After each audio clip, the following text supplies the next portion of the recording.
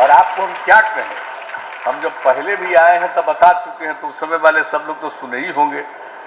तो इसका तो बहुत लगाव, हम लोग पटना यूनिवर्सिटी में ही पढ़े हैं, इंजीनियरिंग कॉलेज में, तो और बाकी एक एक चीज के बारे में जानते थे। और फिर इस कॉलेज के साथ तो जो पूरा रिश्ता है, मेरे परिवार का भी रिश्ता है, वहां से मेरी छोटी बहन यहाँ पढ़ी है और अब तो मेरी पत्नी नहीं रही, लेकिन वो भी यहीं पढ़ती थी। तो इस सब चीज को हम तो यहाँ के बारे में, और उस समय जब हम लोग आते जाते देखते रहे हैं, इसलिए इन सब चीज़ों के बारे में तो शुरू से जानकारी है, और जब पटना यूनिवर्सिटी में थे तभी से जानकारी है।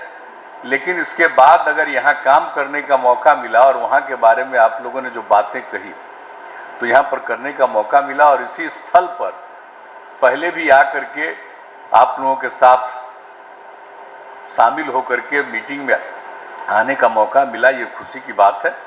और आज मुझे बड़ी प्रसन्नता हो रही थी कि आप लोगों ने पूरी की पूरी बात बताई कि आखिरकार क्या किया जा रहा है। आप सबको मालूम है कि हम लोगों को जब से मौका मिला है, तो हमने लड़कियों की शिक्षा के लिए जो काम शुरू किया है, पहले लड़कियां कम पढ़ती थी, तो हम लोगों ने पोशाक योजना और साइकिल योजना की जो शुरुआत कराई थी, जब मेरा पहला टेन्योर था, 9वें क्लास में जो भी लड़की पढ़ेगी उस सब के लिए साइकिल योजना। तो यहाँ पटना शहर में भी लड़की साइकिल पर नहीं चलती थी, लेकिन जब साइकिल योजना हुई और कुछ लोगों ने मेरी आलोचना की कि लड़कियों को साइकिल दे रहे हैं, उसको नुकसान होगा, कोई तंग करेगा, हमने कहा कोई किसी को तंग नहीं करेगा, क्योंकि हर परिवार की लड़की पढ़ेगी और सबको साइकिल मिलेगा, और कहीं एक दुर्घटना नहीं हुई। और कितनी खुशी हुई लड़कियों को स्कूल में पढ़ने में, जब वो किया गया, सारा कुछ किया गया।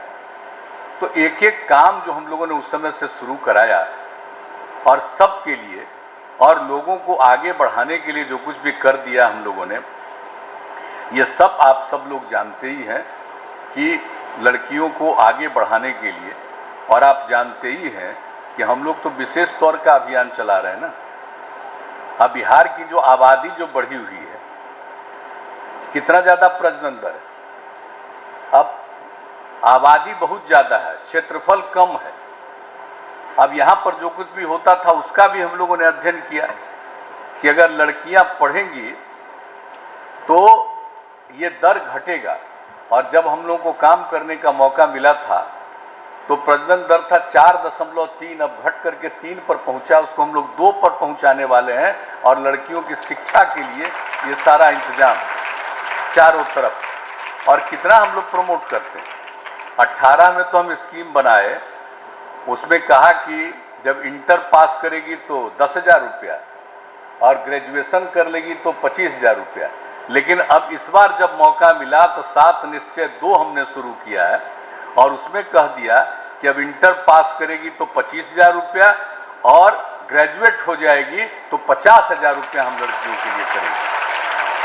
ताकि ये सब काम इसलिए कि खूब तेजी से लड़कियां पढ़ें, तो हम लोगों ने काम किया है। इसलिए अब उसको देखते हुए सब तरह का व्यवस्था, और मेडिकल में और इंजीनियरिंग में भी आपको मालूम है कि हम लोगों ने न्यूनतम 35% का आरक्षण कर दिया कि कम से कम उतना लड़कियों का, और उसको धीरे धीरे और बढ़ाना। और जब हम लोग पढ़ते थे इंजीनियरिंग कॉलेज में, तो एक लड़की नहीं पढ़ती थी। क्या स्थिति थी हम लोगों के अपने उस टाइम में, कितना खराब लगता था। और कोई भी महिला आ जाती थी तो सब लोग खड़ा होकर महिला को देखने लगता था। यह स्थिति थी हम लोगों के समय की बात।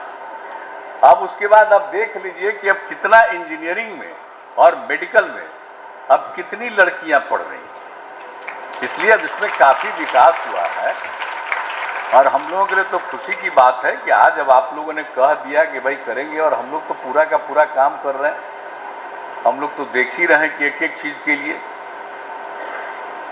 महिलाओं की ही मांग थी, तभी तो हम लोगों ने शराबबंदी लागू किया, और उसके बाद फिर दहेज प्रथा और बाल विवाह के खिलाफ भी अभियान शुरू किया।